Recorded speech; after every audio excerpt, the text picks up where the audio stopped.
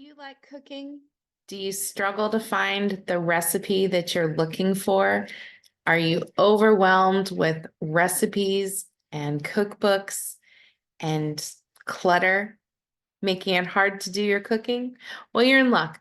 Today, we are going to talk about the 5 steps to streamline your recipes here on Get Organized with Jodi. Hi, I'm Jodi Granock. I'm a certified professional organizer with over 15 years in the field. And I like to cook too, but I remember a time when my house was overrun with all kinds of great ideas for cooking, ideas being the form of all kinds of recipes, whether they were in cookbooks or cards or card box or just printed out pieces of paper everywhere. And that's not the ideal way to cook when you can't find what you need when you need it. So that's why today we're going to talk about how to streamline your recipes so that when you're ready to cook, your recipes are right there ready for you. Sound good? Let's dive in. What describes your recipe collection? You might have cookbooks in your living room. You might have printed out pieces of paper from all types of different websites. You might have loose cards that you've picked up at the grocery store. You might have torn out pages from magazines. You may have notes or recipe cards from friends. You may have your own recipe cards that you've handwritten or have been given to you handwritten, and they may even be smudged and hard to read now. You might have all of the above. I know I did at one point in my life. And that makes it hard to cook what you want to cook. So here's what we're going to do. The first step is we're going to gather everything up and start sorting it out. So find all your sources of recipes and gather them together in one spot to review. Perhaps you can use something like the dining room table as a way to bring all your recipes and cookbooks together. So you're going to let go of recipes that are unreadable, unfinished, or undesirable. You know, sometimes we collect recipes over the years and our tastes change or our dietary needs change. And so some recipes are automatically just not applicable anymore. Now, if you have duplicate recipes or multiple versions of recipes, pick your favorite version, or you can make a hybrid, a new definitive version by pulling together different elements from different versions of those recipes. I've certainly done that before with certain soups and sauces. Sort your keepers into categories, such as side dishes, desserts, main courses, etc. And that'll make it easier to locate the recipe that you want. So step number 2, and I know this is a sensitive topic for some of my listeners, you want to cull the cookbooks. And what I mean by that is you're going to go through your cookbook collection and only keep the books you use. What I mean by that is if you're only using a few recipes from a book, maybe even only one recipe from an entire book, copy the recipe or the few recipes that matter to you and then donate the book. You are going to save so much space and you're going to make it so much easier to find the recipes that you do care about.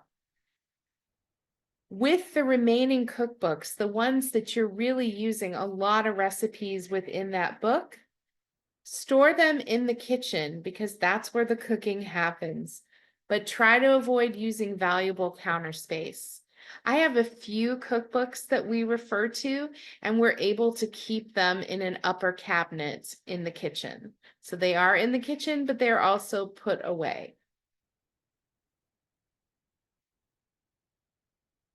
We may have some family heirlooms when it comes to recipes. And what I mean by a family heirloom is we may have a recipe that was written by a family member and maybe it's been passed down for generations. We want to protect those recipes, laminate them, or at the very least, slip them into plastic sleeves or scan them onto your computer and then print it out. That is going to protect and preserve the handwritten quality of these recipes.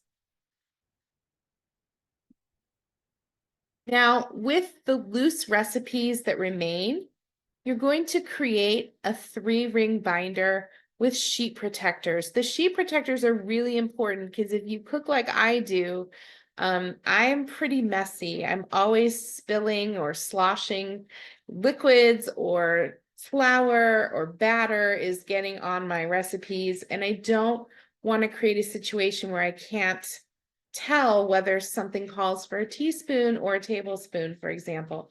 So having recipes in a sheet protector makes it very easy to protect the page against spills and stains, because you could just wipe it right off. So slide everything into the sheet protectors and use tab dividers so that you can have categories. Those categories we talked about earlier, where you have a tab that says appetizers or side dishes or desserts or main course. And then take the sheet protectors and fill them with all your loose recipes. And the sheet protector also becomes the great equalizer, because it may not be a full sheet of paper unless you printed something out on the computer or typed something up on your computer. If you've got handwritten notes, if you've got something you tore out of a magazine, everything is equalized in size when you slip them into a sheet protector. And my final tip for how to organize your recipes is to consider going digital. So once you have your favorite recipes in this binder, I suggest that you type them up and save them on your computer. And you can save them in electronic folders. And that way, when friends and family ask for a recipe, you can email it to them. And also, you can edit these recipes at any time.